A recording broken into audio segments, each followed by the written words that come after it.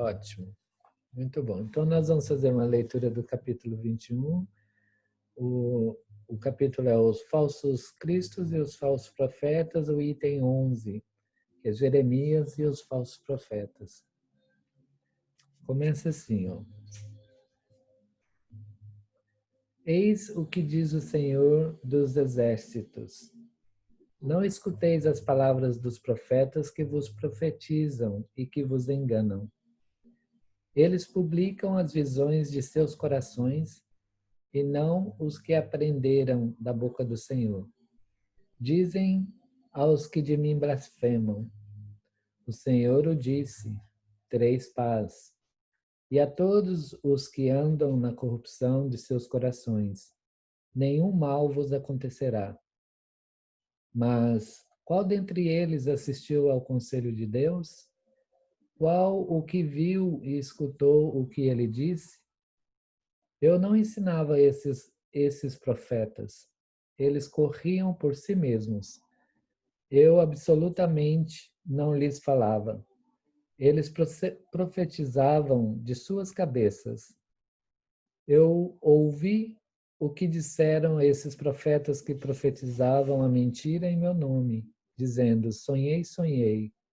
Até quando essa imaginação estará no coração dos que profetizam a mentira e cujas profecias não são senão as seduções do coração deles?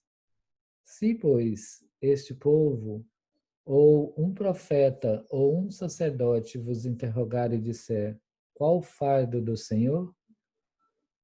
Dir-lhe-eis: vós mesmos sois o fardo, e eu vos lançarei bem longe de mim, diz o Senhor. Está em Jeremias, capítulo 23. É dessa passagem do profeta Jeremias que quero tratar convosco, meus amigos. Falando pela sua boca, diz Deus. É a visão do coração deles que os faz falar. Essas palavras claramente indicam que, já naquela época, os charlatães e os exaltados abusavam do dom de profecia e o exploravam. Abusavam, por conseguinte, da fé simples e quase cega do povo, predizendo por dinheiro coisas boas e agradáveis. Muito generalizada se achava essa espécie de fraude na nação judia, e fácil é de compreender-se que o pobre povo e a sua ignorância nenhuma possibilidade tinha de distinguir os bons dos maus, sendo sempre mais ou menos lubriado pelos pseudo-profetas, que não passavam de impostores ou fanáticos. Nada há de mais significativo do que estas palavras. Eu não enviei esses profetas e eles correm por si mesmos. Não lhes falei e eles profetizaram. Mas adiante diz: eu ouvi esses profetas que profetizavam a mentira em meu nome, dizendo: sonhei, sonhei. Indicava assim um dos meios que eles empregavam para explorar a confiança de que eram objeto. A multidão, sempre crédula, não pensava em lhes contestar a veracidade dos sonhos ou das visões. Achava isso muito natural e constantemente os convidava a falar. Após as palavras do profeta, escutai os sábios conselhos do apóstolo São João, quando diz: não acrediteis em todo o espírito, experimentai se os espíritos são de Deus, porque entre os invisíveis também há os que se comprazem em iludir, e se lhes depara a ocasião. Os iludidos está-se a ver, os médiuns que se precatam bastante. Aí se encontra, é fora de toda dúvida um dos maiores escolhos em que muitos funestamente esbarram, moralmente, se são novatos no espiritismo. É-lhes isso uma prova de que só com muita prudência podem triunfar. Aprendei, pois, antes de tudo, a distinguir os bons e os maus espíritos, para, por vossa vez, não vos tomardes falsos profetas. Lous, Espírito Protetor, Karlsruhe, 1861. Muito atual, né? Então vamos lá. Convido todos vocês, junto comigo, nós intensificar essa interação com sentimentos positivos, elevando o nosso pensamento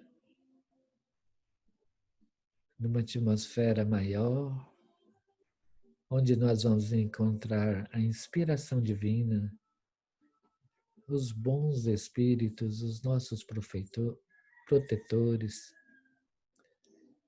e pedimos ao Cristo, a Jesus, que possa estar conosco no dia de hoje, iluminando-nos, inspirando especialmente a nossa irmã Carla, que as suas palavras possam encher-nos de bom ânimo, despertar a nossa visão e as nossas intenções para o bem, para o melhor. Senhor, esteja conosco, proteja-nos hoje e sempre. Em teu nome, em nome de todos aqui presentes, nós iniciamos nossa pequena reunião da manhã de hoje, do dia de hoje, te dando graças. Que assim seja.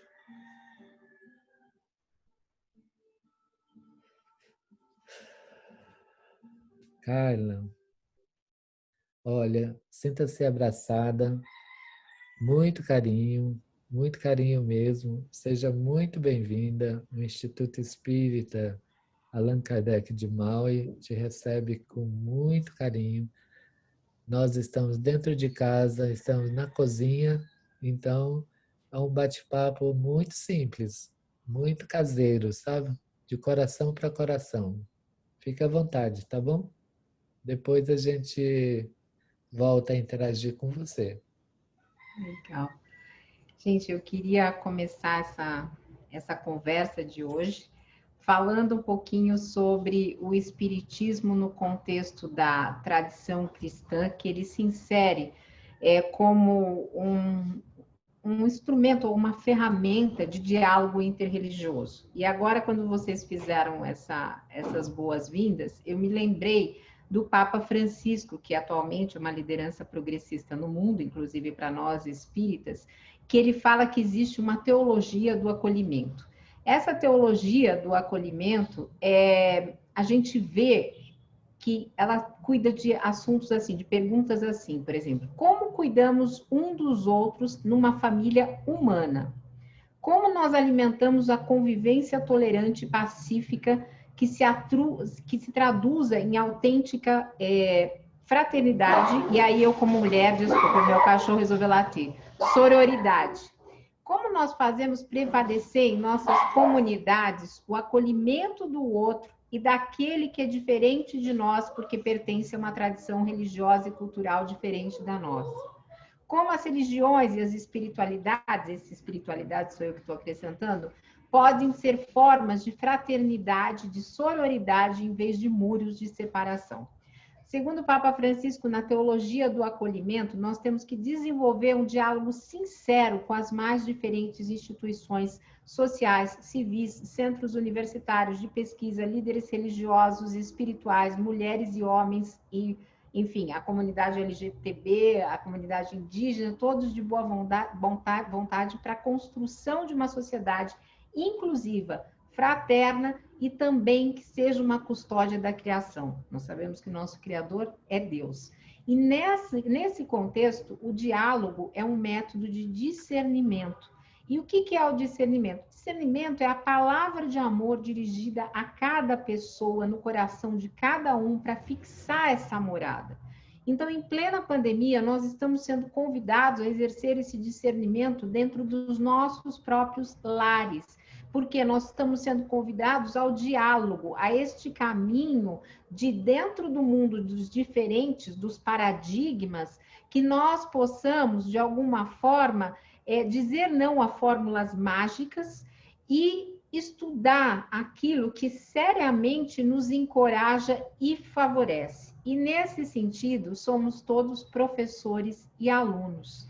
E como somos professores e alunos, eu queria falar um pouquinho sobre um professor e filósofo de esquerda que foi Eurípides, que foi, antes de entrar em Eurípides, de falar de Herculano Pires. Herculano Pires tem um livro que se chama O Reino, e ele diz: engana a si mesmo aquele que não consegue passar pela porta do reino. O que não joga na estrada os fardos do egoísmo não pode entrar nesse reino. Ele pensa que esse reino está longe, mas e que terá muito que andar muito para encontrá-lo. Mas o reino está aqui mesmo, do nosso lado, dentro de cada um de nós que queiramos buscar isso. E nesse contexto eu convido para nós passarmos um pouquinho pela Dora Encontre. Ela nos fala no livro A Educação Segundo o Espiritismo sobre a moral. O que é a moral? A moral não é algo estanque na vida do espírito, mas ela faz parte do nosso pensamento e da nossa ação. Da mesma forma que o que acontece? A educação nos desperta para esses valores morais. E a partir desse despertar, nosso ser consciente das nossas potencialidades divinas, que é esse reino que o Herculano fala, e dormentes, desabrocham em virtudes latentes. Para quê? Para um impulso de transcendência, que é esse nosso encontro aqui do que nós estamos fazendo. Então, o ato moral, diferente de ser um ato coercitivo, como as teologias da prosperidade e tantas outras pregam hoje, e de vigiar o outro, é um ato de liberdade. É uma liberdade que não sofre coação, que não sofre medo, que não tem desejo de recompensa e que é, na verdade, essa liberdade de séculos de ameaça, de castração do homem com o inferno, com o mal, com tudo mais, com todas as diferentes compras de indulgências. Então, para falar de tudo isso, nós temos que falar o quê? Nós temos que falar no dia de hoje, nós temos que olhar para um mundo que ainda vive um estado de fome com falsos cristãos. E nesse estado de fome existe uma caridade vertical, dando migalhas para os famintos, ao invés de dar justiça, dignidade, solidariedade horizontal, promover a igualdade dessas pessoas como membros de uma sociedade. Então, na sexta-feira, eu estive na vigília, eu fui uma das organizadoras da vigília ao padre Júlio Lancelotti, que está sofrendo ameaças, porque com o seu povo de rua incomoda todo um sistema. Então, nós precisamos sair desse conforto de uma organização social que nos privilegia muitas vezes, para que nós possamos viver a essência da mensagem de Jesus, a que se refere Kardec, que é aquela mensagem que é de uma sociedade mais justa e igualitária. Vamos lembrar que a última lei entre as leis morais é a lei de justiça, amor e caridade. Então, o cristianismo tem que deixar de ser falsificado, e aí a gente entra no tema de hoje, de Jeremias, e pelas igrejas, pelas organizações, pelas religiões, para demonstrando uma caridade ostentatória, que quer dar migalhas para os outros.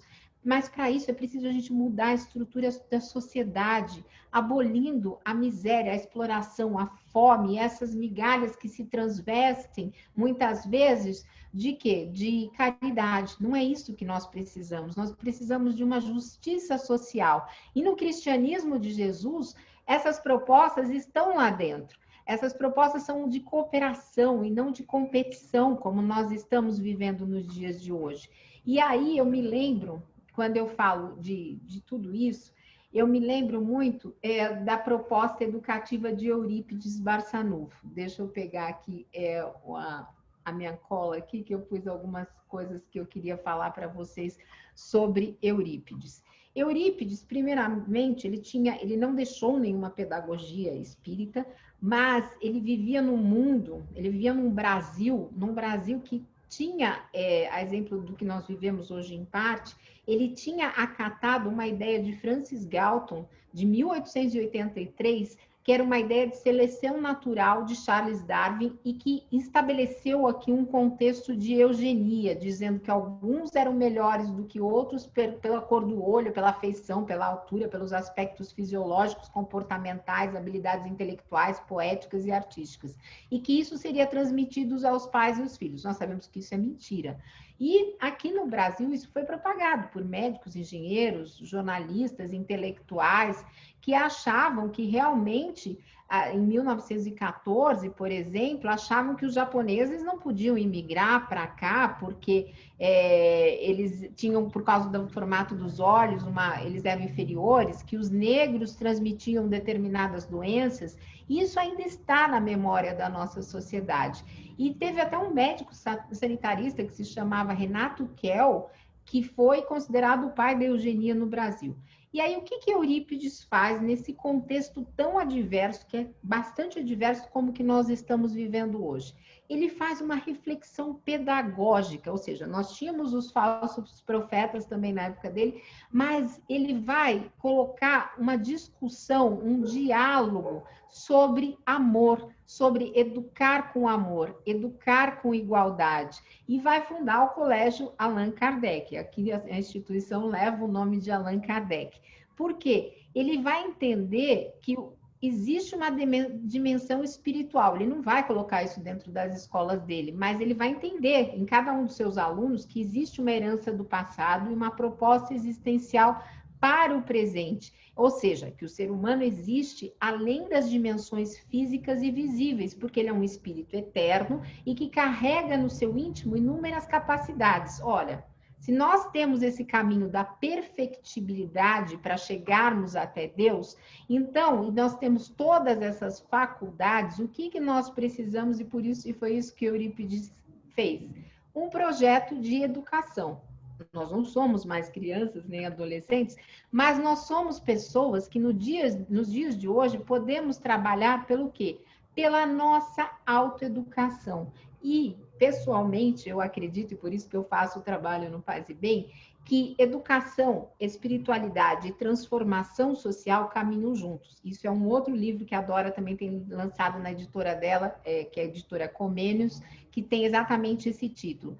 E num dos artigos que nós temos lá, eu esqueci, depois eu falo o título do artigo, ela vai dizer o seguinte, que nós podemos interpretar a reencarnação, essa que nós estamos vivendo, como um processo pedagógico, e não um processo de penas, onde nós temos o tempo inteiro a lei de ação e reação, mas não é uma lei de ação e reação que nós estamos cumprindo uma pena, que nós temos que espiar, que sofrer tudo, mas sim um processo de nos educarmos individualmente e coletivamente, que é isso que nós estamos fazendo aqui.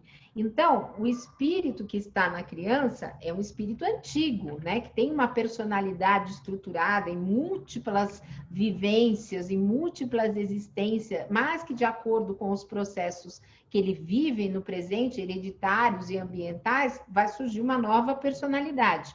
Mas e como é que a gente trabalha essa educação da alma? Essa educação da alma a gente trabalha através dos séculos, mas sempre é preciso o quê? Que nós investamos, que nós possamos investir nessa condição de espiritualidade, se necessário, também no nosso emocional, fazendo terapia, sabemos que o inconsciente bloqueia muitas coisas. Para quê? Para que nós possamos, de alguma forma, atingir esta perfeição. Então, o mundo se transforma numa morada temporária, como nós estudamos sempre no Evangelho, e que nos serve de habitat. E a partir disso, nesse processo de despertar as nossas potencialidades, nós vamos aprendendo e trazendo de vidas anteriores, muitas vezes, valores, capacidade, cultura, que é esse desabrochar do ser divino, essas potencialidades. Então, o Espiritismo nos proporciona uma vida privilegiada de acesso à compreensão do quê? Da problemática humana. Isso tem muito valor educativo. Por que tem tanto valor educativo? Porque nós podemos entender cada indivíduo como único, mas se integrando numa cultura, numa sociedade do seu tempo, e o seu espírito se desenvolvendo nela, interagindo coletivamente, como nós estamos fazendo aqui, despertando para novas capacidades, educando-se, nutrindo elementos para projetar no infinito. Então, o espiritismo em si tem sentido da existência que é educacional. E a partir disso, nós vamos vivendo uma grande pedagogia. Eu sou aluna e pretendo continuar disseminando a pedagogia espírita. E quando nós falamos de precursores da pedagogia espírita, nós falamos de Anália Franco, falamos de Eurípides Barçanufo, falamos de Herculano Pires, falamos da Dora Encontre, que está aí. Por quê? Porque, segundo os relatos de Allan Kardec, vejam só, Eurípides não deixou nada escrito, mas olha o que ele fazia lá no colégio dele, Allan Kardec. E antes também fazia no Liceu Sacramento. Primeiro, em uma época que se separava meninos e meninas, lá era integrado, os meninos e as meninas. Ele nunca castigava ninguém, nem os que fugiam para a rua, era sempre por diálogo. Uma vez roubaram um filhote, isso está nesse livro aqui, deixa eu mostrar para vocês qual é a fonte, que fez um estudo muito profundo sobre Eurípides. É o Alessandro César Bigueto, que também é meu professor lá na Pampédia, e ele fez um estudo profundo dos documentos deixados por Eurípides. E ele conta que uma vez os alunos roubaram um passarinho do ninho. E Eurípides entrou na sala de aula, não acusou, não brigou, só disse que tinha ficado triste porque tinham afastado um filho da sua mãe. E quem ali não se sentiria triste nessa condição? Aí os meninos que tinham roubado o passarinho do ninho, não se sabe de que jeito, mas durante a madrugada deram um jeito e devolveram. E no dia seguinte, Eurípides entrou na sala de aula e disse que estava muito feliz porque o passarinho tinha sido restituído ao seu lar. Então, não havia, numa época que era extremamente punitiva, que se usava palmatória, eu tenho a experiência do meu próprio pai ter sido educado com a palmatória, que na verdade não é uma educação, mas uma punição. Eurípides, ele era cooperativo, ele incentivava a ação, a liberdade, a investigação, a curiosidade, fazia passeios a pé, colocava em prática coisas das ciências nesses passeios, chegou a não ter como sustentar o seu colégio e montou na própria sala da sua casa. Tomás Novelino, depois que vai militar pelo Espiritismo, foi aluno dele, sempre lembrava com grande amor. Claro, havia restrições de comida, um monte de coisas que eles passaram, porque nem subsidiada era a educação nessa época da República, mas Eurípides sempre estava dedicado amorosamente a desenvolver os seus alunos. E uma coisa que acho que nós sabemos é da sua percepção mediúnica, que muitas vezes ele estava dando aula, saía do corpo, via uma guerra, voltava e narrava aquilo. Os alunos já sabiam, então eles ficavam quietos nesse fenômeno de bicorporeidade que Eurípides apresentava.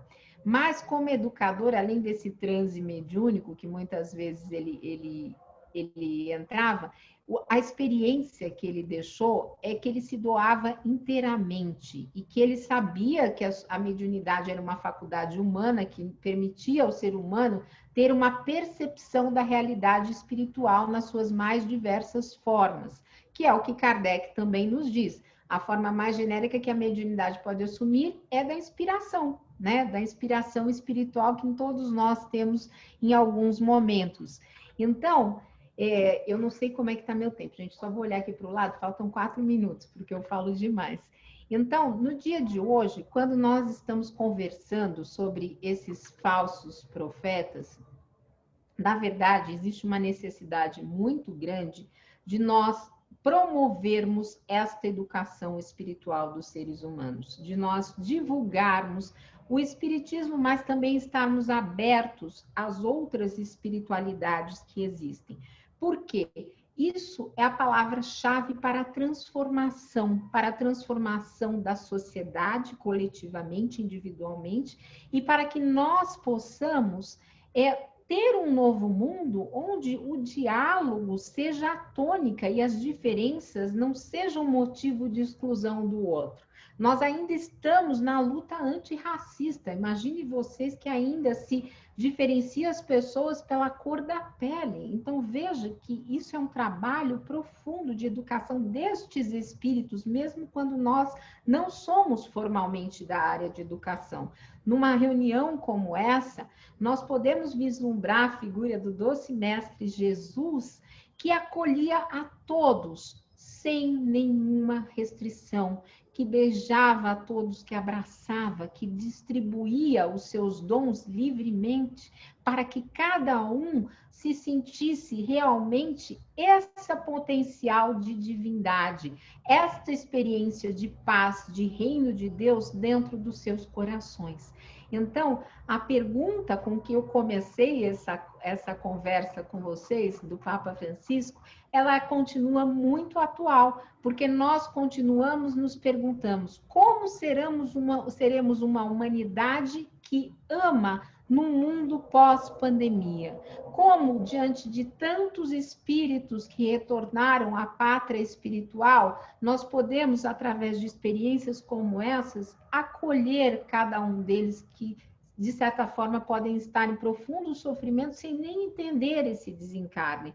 Então, existe toda uma cadeia que nós precisamos multiplicar, e talvez essa seja uma das oportunidades, para que nós possamos trabalhar pela justiça, por este amor e principalmente pelo mandamento: amar a Deus acima de todas as coisas e ao próximo como a si mesmo. Será que nós estamos nos acolhendo? Essa teologia do acolhimento do Papa Francisco está olhando para a natureza? Hoje aqui no Brasil, queimam a Amazônia, queimam o Pantanal, queimam os animais. Como nós podemos educar essas pessoas para que olhem a nossa casa, como diria o teólogo Leonardo Boff, para que olhem a Pachamama, que é uma palavra de origem indígena e muito secular, mas respeitar o seu entorno como a sua própria vida. Qual é o nosso caminho para isso? Para que saiamos desses falsos profetas que divulgam tantas notícias falsas, as famosas fake news, e que com isso manipulam ainda as pessoas que têm pouco acesso à educação. Então, nós chegamos nesse paradigma onde a espiritualidade, em especial o espiritismo, por poder fazer esse diálogo interreligioso, nos permite alçar novas instâncias. E para isso nós precisamos de cada um de vocês. E com isso eu encerro a minha fala. Estamos nos 20 minutos. Muito obrigada e paz e bem. Irmã, continua, pelo amor de Deus. Não pare, não. Que excelente. Carla, muito bom. Por favor, para todos conhecerem e saber um pouco do seu trabalho, da sua do que você está desenvolvendo no movimento espírita, até mesmo na espiritualidade, nas intenções. Fala um pouquinho do Paz e Bem, fala um pouquinho de você, para haver essa maior aproximação, por favor. Gente, primeiro deixa eu dar abertura, se alguém tiver alguma pergunta, algum questionamento, eu fico à vontade, porque eu já falei até um pouco demais. É E assim, verdade. eu fui formada dentro do movimento espírita tradicional. Aos 5 anos eu já estava no centro espírita, nunca tive outra espiritualidade, nem outra religião. E com os 5 anos eu já tinha uma experiência mediúnica no seguinte sentido: eu ficava pensando se eu estava na Terra ou do outro lado. Então eu já tinha essa regressão espontânea. E depois eu atuei muitos anos dentro da Federação Espírita do Estado de São Paulo, até que, por divergências em questões sociais e como é tratada a justiça social, faz 3 anos eu fui uma das cofundadoras do SEJUS, que é o Coletivo de Estudos, Espiritismo e Justiça Social. Até então fazia alguns anos que eu estava, 4 anos mais ou menos atrás, eu estava pedindo para o Mauro Lopes, que era um grande amigo meu, que me desse um espaço no 247 para escrever, porque eu sou jornalista também. E aí nós fomos atropelados pelas questões do país e ele não pôde me dar. Até que um dia ele me chamou e falou assim: olha, eu estou abrindo um canal que vai se chamar Paz e Bem. E você vai ser a minha líder de espiritismo. Eu falei: tá bom, Mauro, eu vou me organizar, mas eu não sei se eu posso fazer exatamente esse papel. Ele falou assim: não tem problema. Hoje é terça, a gente começa na quinta. Tá, Mauro. Que bom que você me deu um prazo, 2 dias, né? Muito bom isso. Aí peguei, chamei o Sejus, falei: olha, eu recebi um convite individual, mas eu gostaria que o coletivo fosse representado lá e que nós estudássemos as obras de Kardec. Porque eu não vejo o espiritismo sem o seu fundador, e o seu fundador é Kardec. Então, quem não estuda Kardec está ingressando no espiritismo. Nós precisamos estudar Kardec. E Kardec chega muito pouco no Brasil. As pessoas estudam tudo. Estudam Chico Xavier, estudam Divaldo, estudam qualquer coisa, menos Kardec. E aí eles toparam e nós começamos isso. Depois, transcorrido 8 meses, o Mauro teve um acidente vascular cerebral, sem nenhuma consequência, graças a Deus, mas ele resolveu que não faria mais o Paz e Bem todos os dias. Como eu já estava no canal numa função de edição, de editora, eu peguei um Paz e Bem, alguns programas que ele estava fazendo, e o Eduardo Henrique, que é o reverendo americano, pegou outros. E a partir disso a gente começou a formar a ideia de que o seguinte, o Paz e Bem, que é apresentado diariamente às 6 da manhã, ele deveria ter esse formato de espiritualidade plural. Então eu saí correndo atrás da monja, que faz as terças-feiras, que é a monja Reixin. O Mauro foi atrás de alguém do Candomblé, que é a Adriana Dinanã, que faz quinta-feira. Aí achamos mais um católico, mas que era jovem, que é o Eduardo brasileiro, que está envolvido na economia de Francisco e Clara. E com isso, depois eu fui atrás da Dora, para a Dora entrar no Paz e Bem, fui atrás da Fernanda Carlos Borges, que não é religiosa, mas para ela representar esse segmento de ateus agnósticos no Mulheres e Mitos. E aí fomos formando esse grande movimento, que é um movimento de resistência a quê?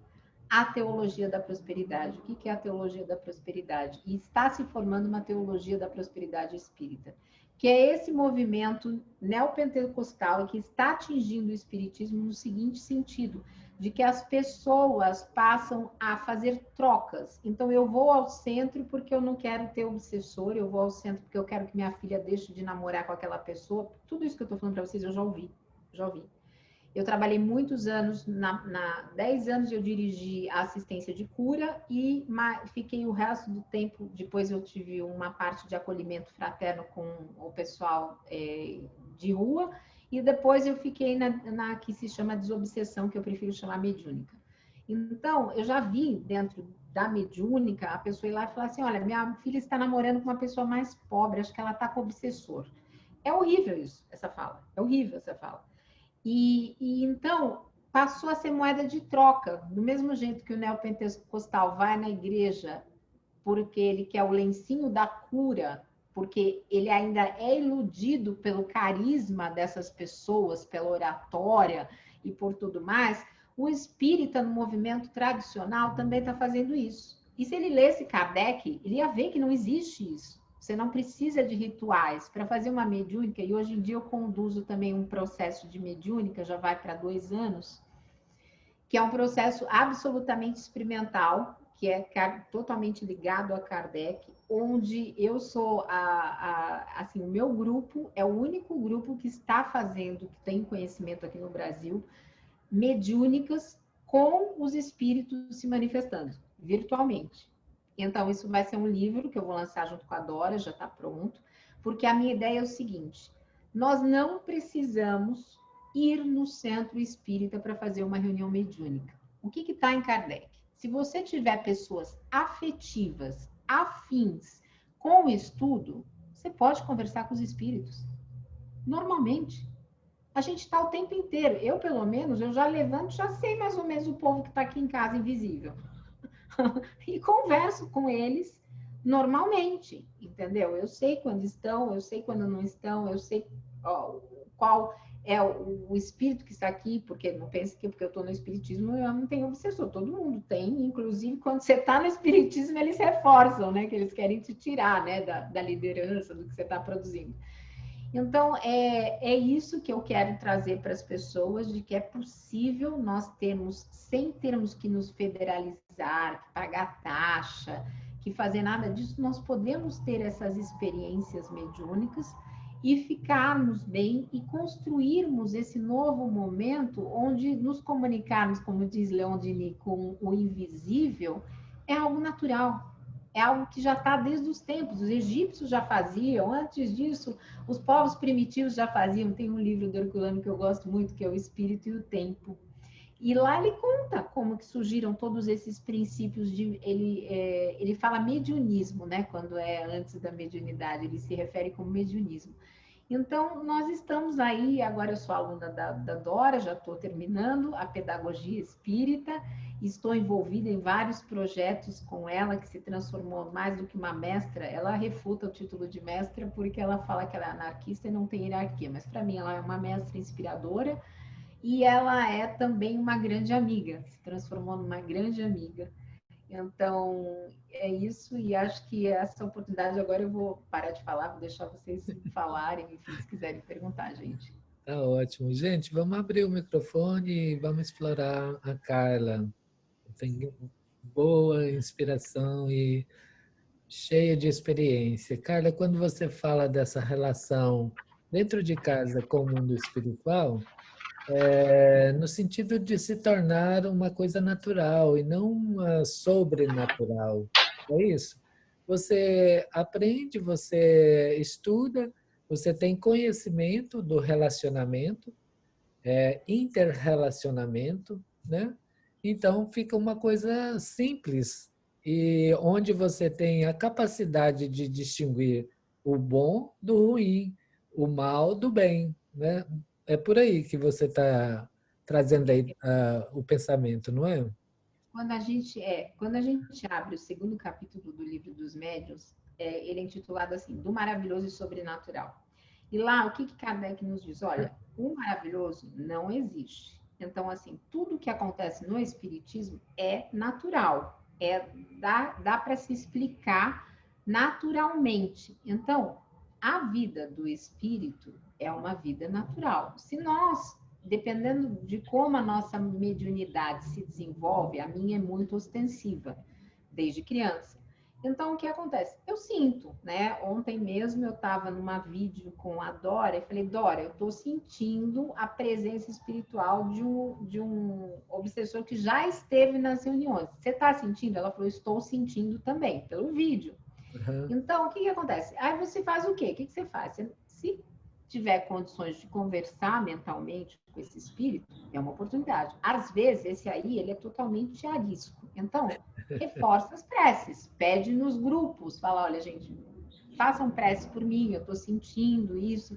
Então, assim, é uma relação que também tem que nos colocar em humildade, de saber que nós somos falíveis, porque hoje em dia tem muito médium estrela, né, no movimento espírita, que diz, olha, eu só falo com espíritos superiores, eu dou palestra, eu trago o doutor Bezerra, eu trago... Gente, não tem. Onde a gente está encarnado? Assim, todo mundo assim está sujeito a experiências dos vários tipos. E isso é bom, porque a gente aprende com isso. A gente aprende a refinar os nossos pensamentos, a refinar a nossa mediunidade, a entrar em diálogo. A gente sabe que esse espírito ele só está, entre aspas, no mal, que não é o mal, mas é um momento de ignorância da realidade dele, que uma hora ele vai despertar. Então, Exatamente. este movimento constante, ele nos liberta do quê? Daquilo que eu estava falando aqui, de medos, né? De medos, de ficarmos refém. Ai, se eu não for no centro espírita, o obsessor acaba comigo. Porque existe essa construção que é muito baseada no materialismo, né? Você vai ao centro espírita, muitas vezes você faz doação, você faz curso, você compra livro, você ajuda não sei o quê. Então, existe toda uma teologia da prosperidade espírita que é um mercado também, né? Agora, quando a gente diz, olha, você pode fazer isso dentro da sua casa, claro, precisa de alguém treinado para formar uma mediúnica. Eu não recomendo que 3 pessoas iniciantes na mediunidade falem, ah, nós vamos fazer mediúnica, né?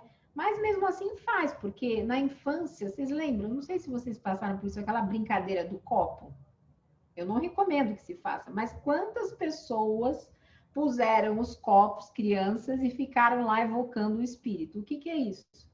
Um contato com a espiritualidade, com a mediunidade. O copo ia direitinho nas letras, como foi em tantas épocas. As mesas girantes, na época de Kardec, o que elas eram? Uma brincadeira de salão.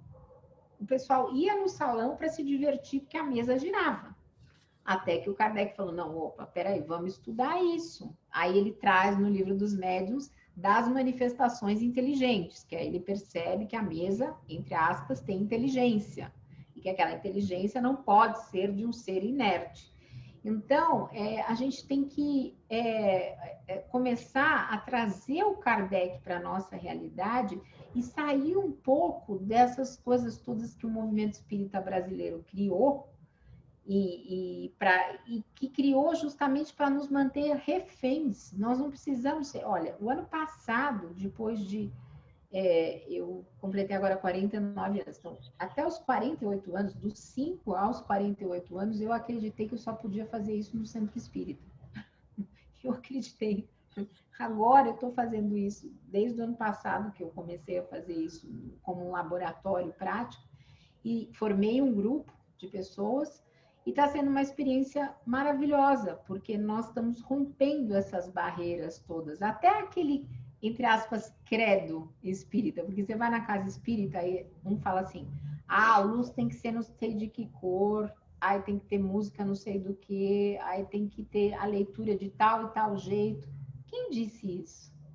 Quando você lê Kardec em O Céu e o Inferno, ele evocava os espíritos aleatoriamente, não está escrito lá, faça a prece A, faça a prece B, põe a luz assim, põe a música assado, não. E São Luís ia lá, né? E São Luís ia lá e dava apoio. Então, nós queremos ver um espírito mais alto. São Luís, eu tenho para mim, amparada pelo pensamento da Dora, que o espírito verdade era o próprio Jesus. E agora que saíram as cartas de Kardec, tudo nos leva a crer neste caminho. Aliás, quem não viu, o site é Projeto Allan Kardec, da Universidade Federal de Juiz de Fora, onde estão divulgando as cartas de Kardec que Canuto de Abreu tinha e outros materiais encontrados de Kardec, que ali a gente vê Kardec como uma pessoa extremamente amorosa, afetiva e que tinha perdido uma filha. Acho que eu respondi, gente. Desculpa. Podem me interromper, gente, que eu falo demais, por Não, favor. tá bom. É porque você está trazendo novidades, sabe? As cartas nós estamos acompanhando, é, e, e o pensamento que você está trazendo não é novidade, né, no sentido assim da mediunidade, sabe? A naturalidade com que você está trazendo é que é perfeito para a gente interagir, dialogar. Vamos ver se o pessoal tem alguma pergunta ou algum comentário para fazer para você. Senão eu tenho um punhado aqui de perguntas, viu? Paulo, posso fazer um comentário, uma pergunta? Sim, claro. Carla, boa tarde, né? A pergunta que eu queria te fazer é o seguinte: por que o espiritismo, né, no Brasil, ele aconteceu? Teria um motivo específico? Por que ele aconteceu numa região tão, no caso do Eurípides Barçanufo, tão rural, tão longe dos centros urbanos, principalmente no início do século XX, né, lá em 1900, ele desencarnou em 1918. Teria um motivo para isso e de que forma isso foi desenvolvendo ao longo dos anos a chegar o espiritismo no Brasil diferente do que acontece na Europa, tornar-se uma religião mesmo e na Europa ser mais uma filosofia e uma ciência. Oi, tudo bem? Não sei se você está, não, que fuso você está, então é bom dia, boa tarde, né? Não sei qual é o fuso. Aqui é boa noite. É boa noite. Eu Então, estou em Londres. Ah, legal, adoro Londres.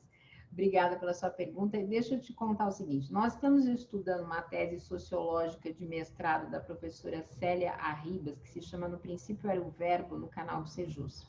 E dentro a gente estuda por aplicativo, pelo WhatsApp, e depois a gente grava os vídeos para o canal do Sejus. As lives são todas terças-feiras às 20 horas. Então, o que acontece? Lá ela traça exatamente o perfil etnográfico desse espiritismo histórico. O espiritismo vai chegar no Brasil muito ancorado em intelectuais, né, em pessoas que tinham acesso ao francês para ler as obras originais. Depois ele vai ter uma distribuição pelos militares, vai dar uma entrada pelo Rio de Janeiro e a partir disso vai se difundindo. Eu não sei exatamente o porquê de Minas Gerais, mas ele passa por Rio, São Paulo e Minas. E a partir disso, a gente já vê que ele chega no Brasil com um viés conservador, ou seja, ele não chega para o povo, ele chega numa elite intelectual, numa elite, os militares, nós sabemos que de alta patente sempre ganharam bem, ganham até hoje, tanto é que não tem reforma da Previdência para eles, né? Então, o que acontece? Este perfil elitista, talvez, e até pela própria condição da educação no Brasil, que é extremamente difícil, não se investe em educação no Brasil, nunca se investiu, o que acontece? Ele foi formando uma nova massa. Então, alguns tinham acesso a Kardec, outros não. E tem um livro da antropóloga agora não sei se é Jaqueline ou é Sandra Stolz, que ela se chama Espiritismo à Brasileira. Vou dar um Google aqui, já falo para vocês. Espiritismo à Brasileira. O que ela nos conta? Onde que foi o auge do movimento igrejeiro? E não se ofendam, por favor, porque isso não é uma crítica. Mas o auge é Jaqueline Stolz. O auge do movimento igrejeiro, que é o que a gente chama esse espiritismo do Brasil, muitas vezes, ele vai acontecer a partir de Chico.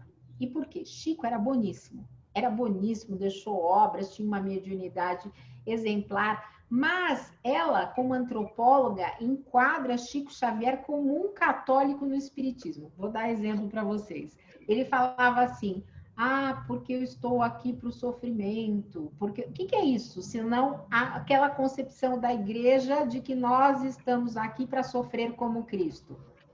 Nós não estamos aqui para sofrer como Cristo, nós estamos aqui para uma experiência educativa, né? Onde nós escolhemos os nossos caminhos, nós somos artífices da nossa evolução, não é? Não somos marionetes que chegam aqui e falam: olha, você tem que fazer isso, você vai se ferrar um monte, aí tudo lei de causa e efeito e está pronto. Então, o que aconteceu? Incentivou. Claro que ele contribuiu para a expansão do espiritismo, mas ele era uma pessoa também limitada culturalmente, intelectualmente, tanto é que ele mesmo brincava que alguma das coisas que ele psicografava ele não entendia, né? Eu não sei se foi quando ele estava psicografando o Parnaso do Além-Túmulo, não sei se foi o Haroldo de Campos, um dos espíritos que estava lá, disse que uma hora se irritou com o Chico e falou assim: você não dá, depois eu volto. Você fazer isso. Você não dá. Eu tenho um espírito muito, eu não vou só divulgar o nome para não criar nenhum tipo de ideia diferente, mas um espírito muito intelectual, que está em sofrimento espiritual e que às vezes, dependendo da mediúnica que eu estou, ele vem através de mim. E ele diz a mesma coisa, ele diz: você é muito limitada para ser minha... Então, assim, acontece isso, nós temos que encarar as nossas limitações. Então, esse movimento se intensificou nesse igrejismo porque as pessoas não estudam Kardec. Então, a luta da pedagogia espírita é por ter um espiritismo crítico, um espiritismo que pense, que dialogue, que tenha referência na filosofia com consequências morais, e aí sim um aspecto, entre aspas, religioso do espiritismo, mas que Kardec queria. Então, nós tentamos trazer isso, mas é muito difícil, porque as instituições, hoje em dia, elas continuam muito conservadoras e muito atrelado a este movimento igrejeiro, formando essa nova teologia da libertação espírita, onde se troca as coisas. Parece que Deus ele faz, tipo, escambo com a gente, né? Negociante, Deus, olha, se eu conseguir isso, eu vou fazer aquilo. E isso a gente vê direto dentro. Eu que estive todos esses anos dentro da Federação Espírita de São Paulo, você vê essa prática direto. As pessoas vão lá por alguma coisa, para ter alguma coisa, para se livrarem de alguma coisa. Elas não estão no espiritismo de forma livre, fazendo aquilo e com a consciência de que ela vai ter os percalços dela.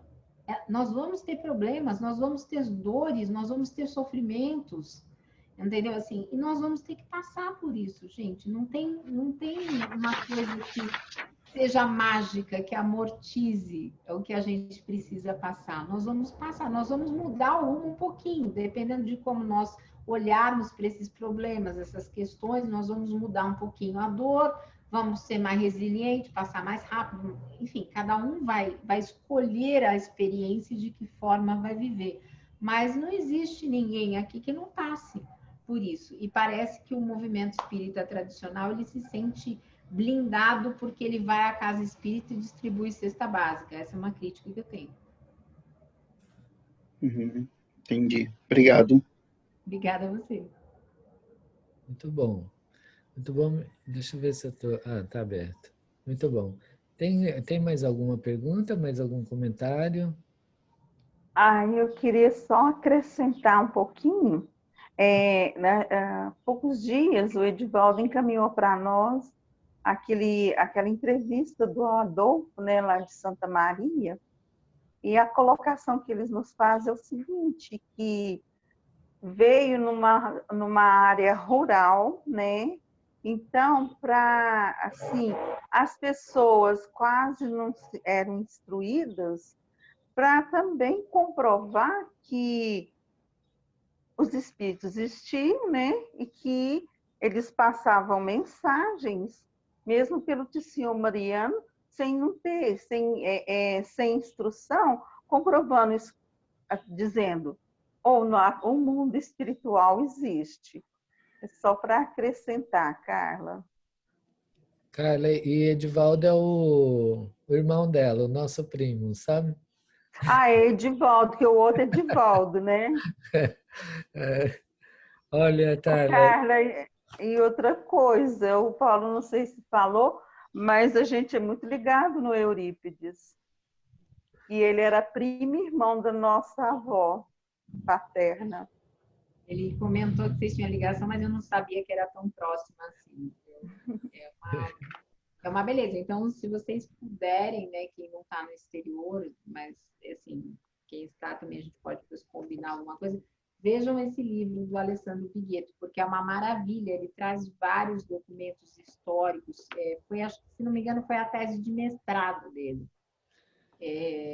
Então, é muito completo mesmo e é uma passagem assim muito rica, né, de Eurípides com essa visão de educador, né? Porque no fundo, assim, se a gente não acreditar que a gente vai transformar pela educação, né, as pessoas e os espíritos e tudo mais, a gente pode se sentir fracassado, ficar caindo no desespero, né? E Jesus era um grande educador, né? Jesus nos educava com suas posturas, com suas atitudes, com as suas palavras, ele nos educava o tempo inteiro.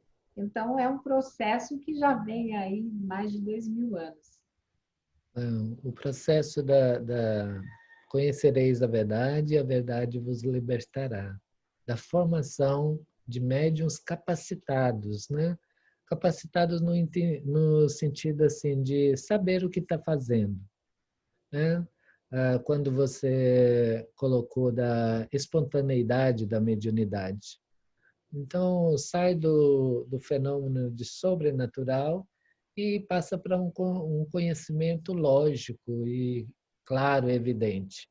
Então, a educação, eu acredito que nas casas espíritas, e principalmente para nós que estamos fora do Brasil, que estamos, vamos colocar assim, como muito, entre aspas, reconhecidos das nossas próprias dificuldades, as nossas falhas e desafios, vanguardeiros ou pioneiros fora do Brasil, trazendo para fora do Brasil uma doutrina.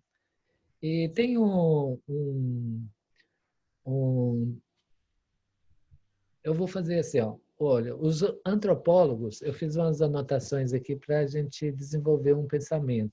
Os antropólogos, os sociólogos, os historiadores, eles dizem que é impossível haver uma transposição de um movimento, seja político, religioso, social, ou que for, de um país para outro, de uma cultura para outra, sem haver uma culturação, sem haver uma adaptação local, né? Que isso é normal, que acontece e que não poderia ser de outra maneira.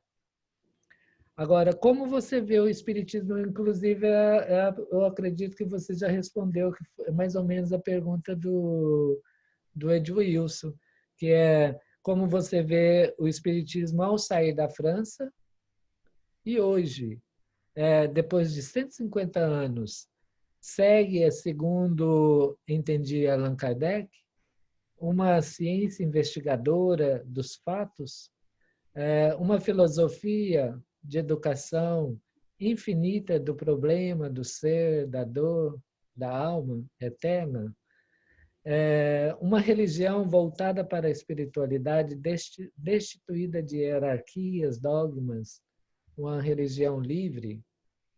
Então, eu acredito que você já nos posicionou quando você respondeu para o Ed Wilson, né? Eu vou mudar um pouquinho o pensamento, mais ou menos assim, ó, intolerância, ignorância, o Brasil acordando, política impregnada de milhões de compromissos e de vínculos obscuros. Política, quando nós estamos tratando aqui, não a política do político, que, sabe, a política social, a política globalizada. O final dos anos 70 e a década de 80 foi marcada por uma ideologia do mudança já. Hoje, você crê que aquela geração que hoje são homens, mulheres maduras, estão frustrados por não terem conseguido a transformação que esperavam? Olha, eu vi recentemente um documentário sobre feminismo com várias atrizes que são conhecidas, Jane Fonda, Lily Tomlin, e várias pensadoras de educação do movimento negro. E elas falam, né, porque a gente fala que feminismo é para toda a humanidade, não é só para as mulheres. Elas não falam de frustração. E eu acho assim, não existe frustração onde existe luta. Talvez o que a gente possa olhar, e para nós que olhamos a eternidade da vida, nós não podemos nos julgar frustrados. Nós sabemos que as transformações são seculares, né? Se nós estamos também vinculados à educação, nós sabemos que essas mudanças são muito poucas, e quando elas começam a incomodar o sistema, alguém vai lá e colhe. Tanto é que o Eurípides teve muita dificuldade com as escolas dele, porque não deixavam, como era uma proposta de vanguarda, vou educar com amor, com respeito, com igualdade, não vou castigar, vou deixar salas mistas, vou conversar, vou dialogar, vou falar sobre Deus, vou falar sobre... Assim, não deixavam, né? Então, essas propostas, elas são tolhidas, e isso está em Kardec, que todas as ideias novas encontram resistências e viram uma guerra, entre aspas, também no mundo espiritual, não só aqui. Então, nós estamos vivendo esse momento de transição, de quebra de paradigma. E o que é isso? É as pessoas se adaptarem a um novo mundo, porque essa pandemia veio, né, tá aqui ajudando a gente, é uma coisa, sim, da natureza, não é? Eu não acho que é uma coisa que Deus enviou, como o movimento espírita tradicional está dizendo, não acho que Deus vai enviar um negócio desse para a gente, é uma coisa científica que aconteceu, que tem todos os seus desdobramentos, mas que está nos possibilitando o quê? Essa autoeducação. Pensa bem, até pouco tempo, para eu estar falando aqui com gente em Londres, no Havaí, em Uberaba, em tantos lugares, eu teria que comprar passagem para todos esses lugares, ir até vocês, ver hospedagem, aí eu não teria tempo, porque eu também tenho que trabalhar para me sustentar. Então, assim, agora nós estamos aqui nesse diálogo fraterno, nessas trocas, né, que são muito ricas, e daqui pode surgir outros movimentos, outros grupos que passem a fazer essas trocas afetivas, amorosas. Vamos lembrar que Kardec era discípulo de quem? De Pestalozzi, né? Pestalozzi educava com mãos, coração e sentimento. Ele educava com mãos, cabeça e coração. O que era isso? Era educar com amorosidade, era colocar na prática, era ser simples. Ele foi lá e cuidou de 80 órfãos do pós-guerra sozinho. Chegou a morar na rua. Ele, numa época em que as mulheres eram profundamente excluídas da sociedade, não tinham onde deixar os seus filhos, principalmente dentro de uma questão protestante, né, que o protestantismo às vezes é muito duro, para os católicos ainda tinha a roda dos enjeitados, né? No protestantismo não tinha. ele pegava e falava em favor delas, e foi lá, pegou os órfãos e criou. Então, assim, nós temos que olhar para esse mundo, muitas vezes, como uma possibilidade pedagógica, porque senão a gente desanima, porque está difícil para todo mundo, está difícil viver a pandemia, está difícil viver as questões econômicas, financeiras, políticas, então nem se fala. Gente, quando a gente vê os animais sendo queimados vivos, dá uma dor profunda no nosso coração, né? Quando a gente vê o número de moradores de rua que aumentou, por exemplo, em São Paulo, onde eu estou, mais de 52% nos últimos anos. E aí o povo quer simplesmente esconder essas pessoas, porque a necropolítica faz isso, ela esconde as pessoas, ela mata as pessoas. Então, vai morrer alguns, mas paciência. Mas nós sabemos que não é isso, que esses espíritos que desencarnam assim por culpa da sociedade, eles continuam, eles se transformam em projetos de ódio, em obsessões terríveis. Então, como nós espíritas aqui reunidos, ou quem não for espírita e professa uma diferente espiritualidade, dialogamos neste momento de tanto sofrimento. Só no Brasil, mais de 140 mil desencarnados. O mundo com cifras astronômicas. E esses espíritos, como é que estão? Como é que estão acontecendo as obsessões?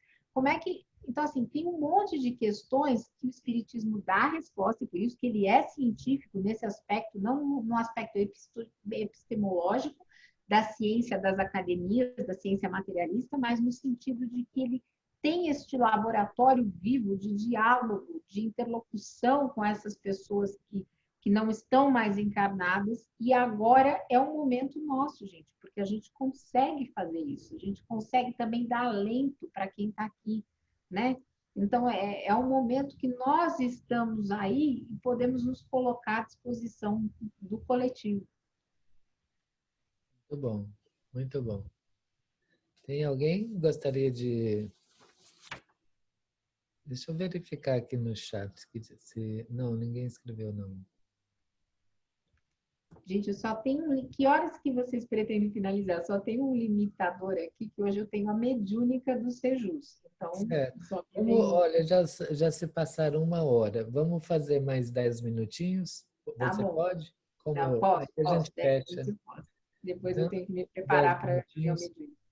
Certo. Olha, Dora, enfim, lembra de uma música do Secos e Molhados? Ele incluiu a própria voz do Júlio Florencio Cortázar. Cortázar. A música é Terceiro Mundo. Eu sei que o Ney Matogrosso canta essa música, é uma música muito linda. Eu trouxe uma frase que o Júlio ele cita lá na introdução da música. Ele diz assim: eu sigo crendo que um dos caminhos positivos da humanidade é a mestiçagem, ou miscigenação. Diz muito, não diz? Essa fraternidade que está ocorrendo hoje. Essa diversidade, né? A diversidade pelo mundo nos leva a novos olhares e principalmente a este acolhimento do diferente, né? Quando nós entendemos que não sabemos de nada, que sabemos muito pouco, né? E lá está em Kardec, né? Que a verdade o todo está em Deus, né? E só Ele sabe isso. Quando a gente entende que cada um está olhando do topo da sua montanha para baixo e está vendo apenas parte do que é o mundo, nós podemos ter esse diálogo, né? Esse diálogo interreligioso, esse diálogo de espiritualidade, perceber, por exemplo, eu tive no Paz e Bem, eu fiz 7 ou 8 aulas de um curso de humanismo e judaísmo, com o rabino Alexandre Leone, que é um intelectual muito, bom, os rabinos em geral são muito intelectualizados, e ele também é professor na PUC. E foi uma maravilha, porque eu conheci alguns filósofos humanistas judeus e modernos, como Levinas, Heschel, que eu não tinha ideia. Eles falam da alteridade do outro, do rosto do outro, do quanto você é responsável a partir do momento que você olha o rosto do outro por aquilo que você vai falar lá.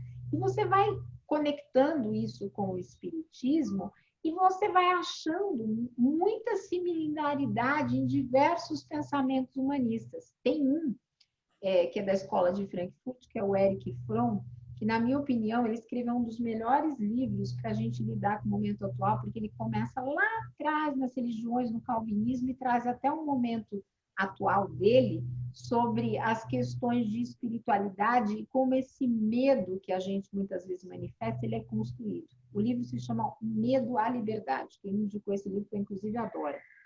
E eu li, e ele faz todo um passeio histórico e psicanalítico. Então, eu acho que este momento a gente tem que romper com medos. E essa proposta de comunicação, inclusive mediúnica, é romper com o medo que foi construído aqui na nossa civilização, no sentido de que você não pode. Você não pode falar com os mortos da sua casa, você não pode fazer isso fora de uma instituição, você não pode... Aí você entra numa instituição espírita, e o que acontece? Eu tenho um caso desse lá na mediúnica. A pessoa já tinha tentado de tudo, centro espírita, tudo, porque é um médium ostensivo que desmaiava na rua, por mediunidade. Ele entra em desdobramento assim em 2 segundos. Aí ele vai na casa espírita, a casa espírita faz com ele o que eu tive que fazer. Você fica 10 anos num curso mediúnico e continua desmaiando na rua 10 anos sem poder dirigir, sem poder fazer nada. Então, assim, eu pergunto para vocês, a quem serve este curso de 10 anos com livros, apostilas produzidos pelo próprio sistema? Para que eles fazem isso? Precisa, está escrito em Kardec, você precisa de 10 anos. Kardec não pegou as crianças, as meninas, e levou lá para a mediúnica dele? Kardec não pegou senhoras, pessoas, assim, e não levou e falou, vamos sentar em volta da mesa e vamos fazer a mediúnica? Essa pessoa que eu estou dizendo é o Marcelo e ele me autoriza a falar o nome dele, então não estou fazendo uma exposição forçada dele. Ele, hoje em dia, ele consegue dirigir, ele consegue ter uma vida normal, ele nunca mais desmaiou nas ruas. Por quê? Eu convidei para a mediúnica e falei, olha, nós vamos educar esta mediunidade. De que forma? Primeiro nós vamos estudar o livro dos médiuns, que é, dentro de uma mediúnica as pessoas têm que estudar o livro dos médiuns. E depois nós vamos aos poucos te liberando. No começo, ele fechava o olho, era um espírito atrás do outro, até que a gente foi educando isso. Então, Marcelo, agora você deixa o espírito se manifestar, agora você segura, conversa com ele mentalmente. Por quê? Tudo é um processo educativo. Então, hoje no mundo, nós estamos passando por um grande processo de transformação educativa. E para a gente conduzir esse processo, Kardec continua muito atual. A Dora tem um livro com um polonês, que é o Przemysl, que até ele fez um programa com ela lá no canal Paz e Bem do Semeando Espiritualidades, onde eles trazem os textos pedagógicos de Kardec. E é um livro lindíssimo, porque antes dele ser Kardec, né, quando ele era Hippolyte de Ondivalle, ele já falava na educação pública de qualidade gratuita na França. Então, ele tinha muito do Pestalozzi, que é eu comecei aqui falando sobre o Pestalozzi.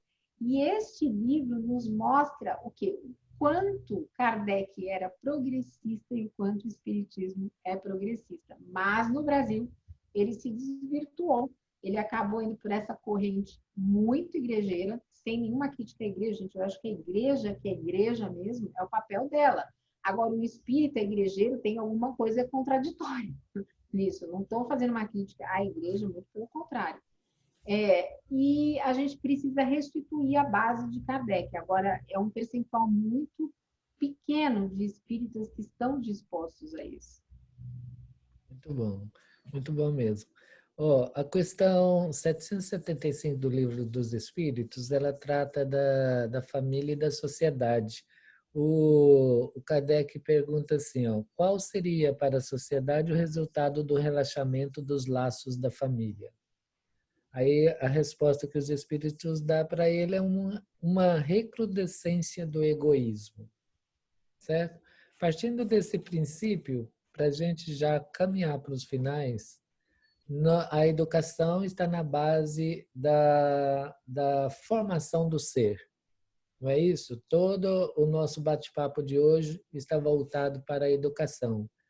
E uma educação livre, onde o ser ele é aceito como com a bagagem que ele traz de experiências já vividas em vidas anteriores. Não é isso? É todo esse pensamento. E a partir daí, uma liberdade também de se descobrir e desenvolver-se naturalmente. Não é por aí? Gente, a primeira pergunta que eu faço é o seguinte: quando nós estamos atualizando Kardec, vamos ler Kardec no século que nós estamos.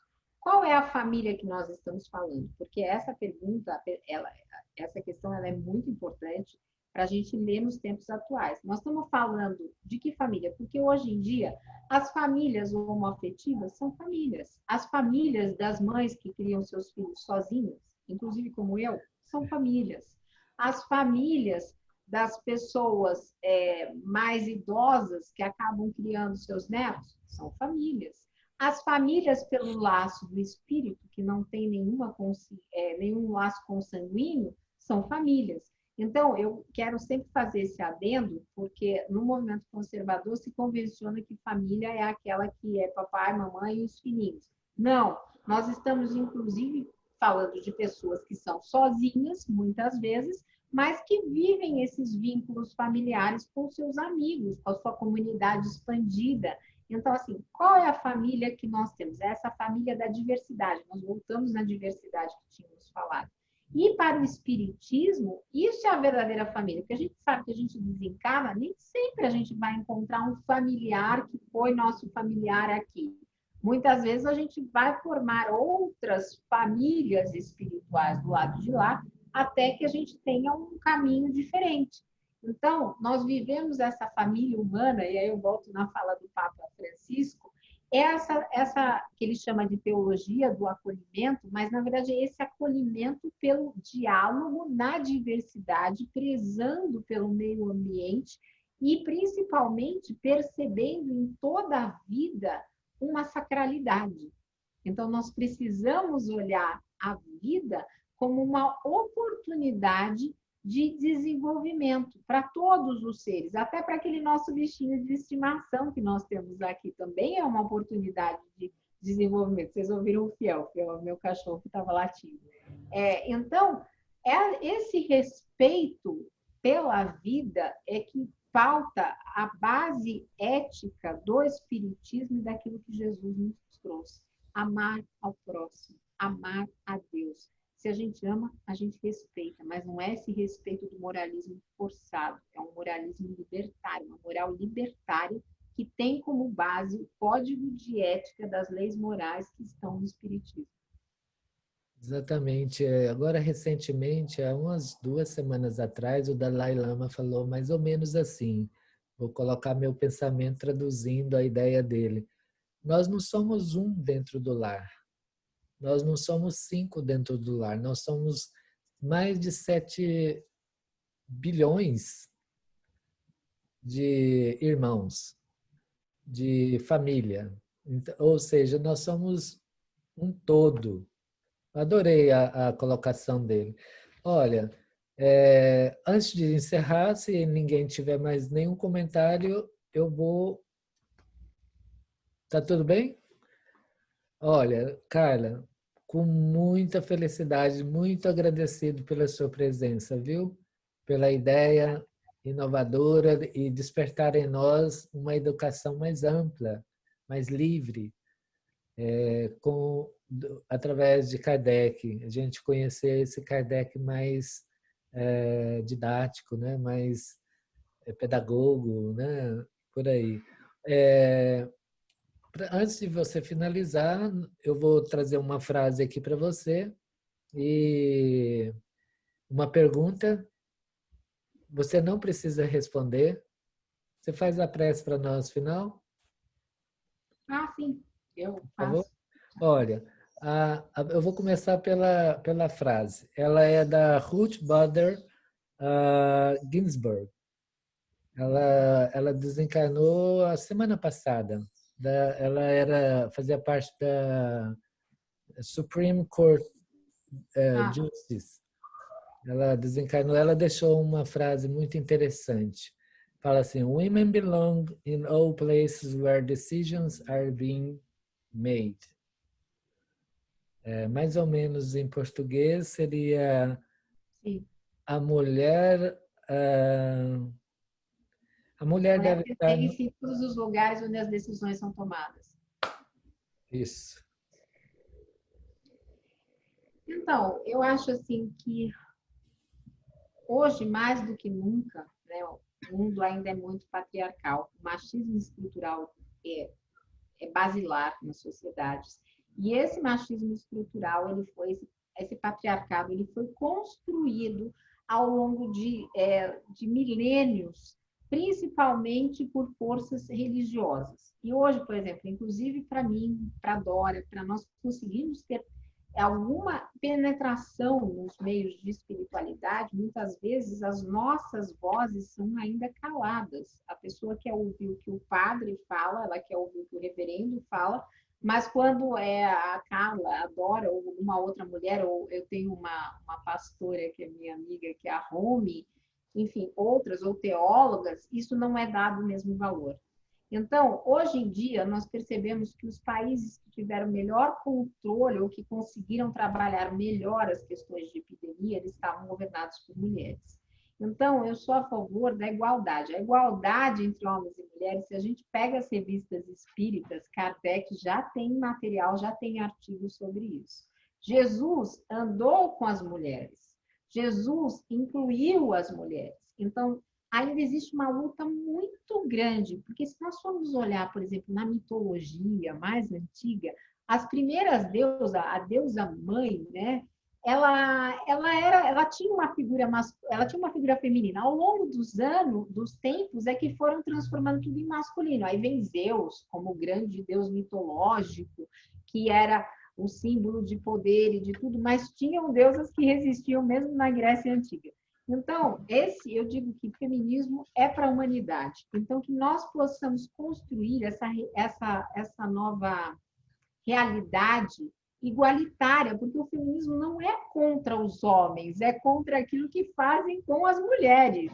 É diferente. Se nós olharmos os índices de violência contra a mulher e quanto eles aumentaram nessa pandemia, nós vamos ver que nós ainda estamos muito vitimadas. Então, para cada um dos homens que está aqui, eu sei que isso, às vezes, vocês têm dificuldade de percepção em alguns casos, porque não é o lugar de fala com vocês, do mesmo jeito que nós precisamos urgentemente de rever a luta antirracista, nós precisamos incluir as mulheres e as crianças, gente, as crianças e os jovens, dar poder de fala, de diálogo, lembrando que estes espíritos são seculares.